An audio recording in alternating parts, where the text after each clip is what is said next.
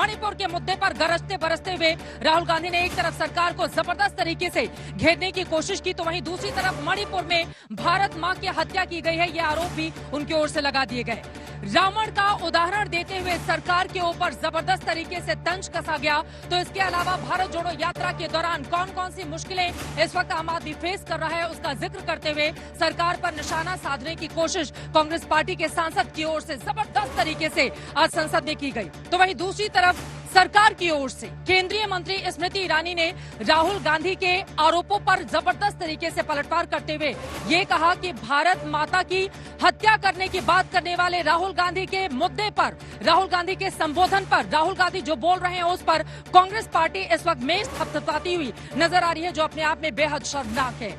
स्मृति ईरानी ने 1984 से लेकर आपको बताते चले कश्मीरी पंडितों तक का जिक्र किया। इसके अलावा कांग्रेस पार्टी के राज में महिलाओं के ऊपर किस तरह से अत्याचार हुए हैं उसकी भी लंबी फहरिस्त देश के सामने रखी। अविश्वास प्रस्ताव पर चर्चा के दौरान स्मृति ईरानी की ओर से सरकार के बीते 9 सालों के कामकाज का भी उदाहरण दिया गया और महिलाओं की सुरक्षा के लिए, उनको आगे बढ़ाने के लिए, उनकी बेहतरी के लिए क्या क्या कामकाज किए गए हैं मोदी सरकार की ओर से, उसका जिक्र करती हुई भी स्मृति ईरानी नजर आई। लेकिन वार पलटवार के बीच सबसे बड़ा सवाल यह है, अविश्वास प्रस्ताव जिस मुद्दे के तहत लेकर आया गया था, क्या धीरे धीरे ही सही लेकिन वो अपने नतीजे की ओर आगे बढ़ रहा है, या फिर वार पलटवार और 2024 के चुनावों के मद्देनजर यहां पर अपनी अपनी सियासत की धार को तेज किया जा रहा है और इन सब के बीच मणिपुर का मुद्दा जो सबसे ज्यादा अहम है वो कहीं गौड़ होता हुआ चला जा रहा है।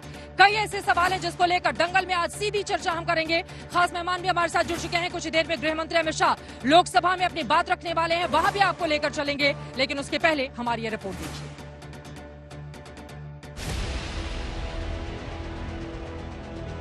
आज जो मेरे बीजेपी के मित्र हैं, आज आपको डरने की जरूरत नहीं। मणिपुर को आपने 2 भाग में कर दिया है। You are not India because you define corruption in India. Narendra Modi 2 लोगों की सुनते हैं, अमित शाह और अडानी। भारत मां की हत्या की बात की और कांग्रेस पार्टी यहाँ पर तालियां बजाती रही। अविश्वास के अखाड़े में आज भीषण संग्राम हुआ। विपक्ष की ओर से राहुल गांधी, सरकार की ओर से स्मृति ईरानी। 90 मिनट की महा टक्कर तो हुई, लेकिन चर्चा में 2 विवाद आ गए। एक राहुल गांधी की फ्लाइंग किस, दूसरे राहुल गांधी का चेहरा नहीं दिखाने की शिकायत। विवादों से पहले आज की सुपर फाइट देखिए। भारत माता की हत्या आपने मणिपुर में की। रलीव सलीव गलीव, आप देशद्रोही हो। You are not India. आज राहुल गांधी का फायर पावर हाई था, स्मृति ईरानी का रिटेलिएशन जबरदस्त था। आप पूरे देश में केरोसिन फेंक रहे हो। You define corruption in India. Ravana 2 लोगों की सुनता था। परतें जब खुलने लगेंगी तब ये मौन साध लेंगे। अमित शाह और अडानी इतना ही खराब है तो जीजा जी उसके साथ क्या कर रहे हैं? मणिपुर हिंसा की बुनियाद पर सियासत का ये महासंग्राम शुरू हुआ जब विपक्ष की ओर से राहुल गांधी लोकसभा में बोलने उठे। राहुल का भाषण भारत जोड़ो यात्रा में उनके जोड़ों के दर्द की कहानी से लेकर किसानों की व्यथा कथा से गुजरते हुए पहले भीड़ पर फिर हिंदुस्तान की आवाज तक पहुंचा। तब 20 मिनट के भाषण के बाद बारी आई मणिपुर की। करीब 16 मिनट में राहुल ने 4 बड़े प्रहार किए। मैं मणिपुर गया, हमारे प्रधानमंत्री नहीं गए। मणिपुर नहीं बचा है। मणिपुर को आपने 2 भाग में कर दिया है। मणिपुर को आपने बांट दिया है, तोड़ दिया है। आपने मणिपुर के लोगों को मारकर भारत की हत्या की है।